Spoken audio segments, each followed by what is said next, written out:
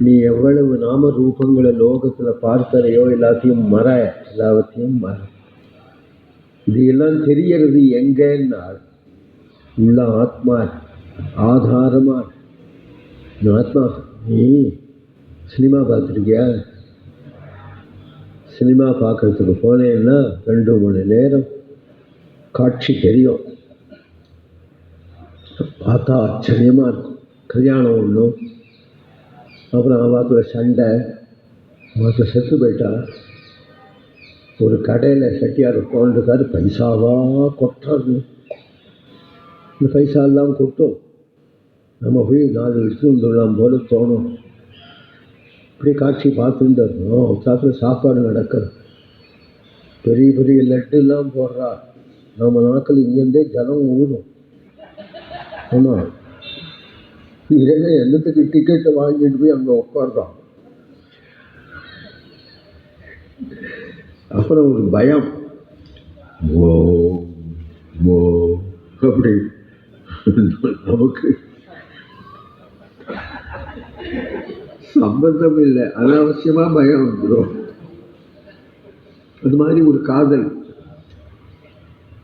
ஒரு ஹாஸ்யம், எல்லாம் இப்படி பார்க்குறோமா. ஒரு 2 மணி நேரம் உலகத்தையே மறந்து ஆச்சரியமா அதில் அழும்போது நமக்கும் அழுகும்.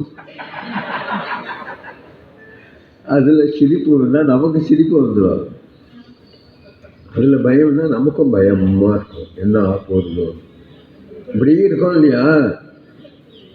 பட்டுன்னு ஒரு சத்தம் கேட்கும்.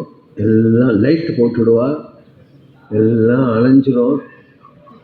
அந்த வெள்ளை துணி மட்டும் 10 அடிக்கு 10 அடி வெள்ளை துணி. எல்லாரும் இனிமே எடுத்துக்கணும், இனிமே எனக்கு அவசியம் அதுவும்.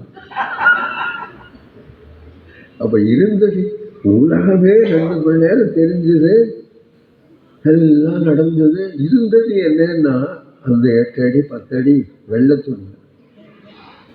அது போலதான்டா இந்த பிரபஞ்சம். 80 வயசு இருந்தார், 100 வயசு இருந்தார் அப்படின்னு இருந்து என்ன காட்சியெல்லாம் பார்க்கிறோமோ, தலையெழுத்து யார் இடத்துல பேசுகிறோமோ, என்ன சாப்பிட்றோமோ, இது எல்லாம் முடிஞ்சு பிறகு என்னன்னா இதெல்லாம் ஃபினிஷ்டு. கடைசியில் தெரியறது எது? நான் ஆத்மா ஒன்றுதான். எல்லாம் போயிடும். நாசமாக போன்னு சொன்னால் கோபம் வருதே தவிர சிரஞ்சீவியாக இருந்துட போகலாம். எல்லாம் நஸ்வரம் தானே. இதுதான் ஞானம், இதுதான் பக்தி, இதுதான் தர்மம்.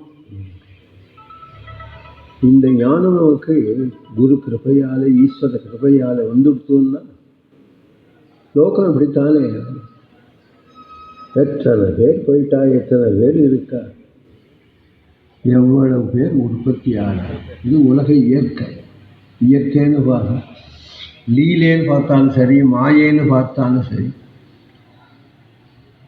இதற்கெல்லாம் அப்பாற்பட்ட பரமாத்ம ஸ்வரூபம் இருக்கு அப்படிங்கிறது தெரிஞ்சுண்டா அப்புறம் அதுதான் இருக்கு, பாக்கி எதுவுமே இல்லை. தான் பிரகலாத சரித்திரம்.